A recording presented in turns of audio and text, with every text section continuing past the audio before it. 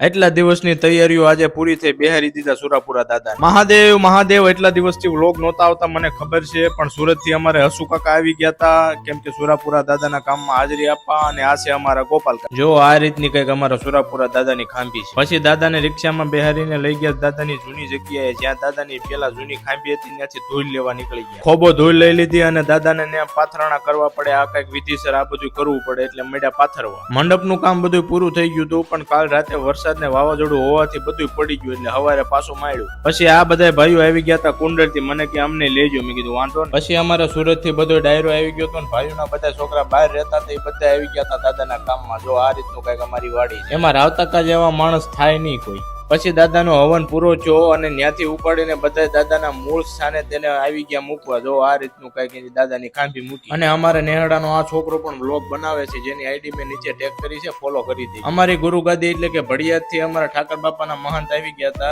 એટલે અમારે તુલસી ભગત ને હેલ્પ આવી દીધું અને ટાટા કરી દીધા. હારોવાર જલકાએ પી લીધું. જલકો કે ભાઈ મને તો ટાટો કરો. મેં કીધું વાંધો નહીં. હારોવાર મેં 2 કુટડા મારી. કોડામાં શાંત માણામાં ગણતરી થાય આ ભાઈ સુહાસ. પછી સુરત થી અમારે મહેમાન આવ્યા હતા, એને ભૂખ લાગી એટલે જમાડી દીધા અમરેલી હોટલ. પછી રાતે 2 વાગે આવી ગયા અમરેલી થી પાછા હોટલે. અને આજનો વ્લોગ અહીંયા સુધી જ. મને ફોલો ન કરતા હોય તો કરી દેજો. જય ઠાકર.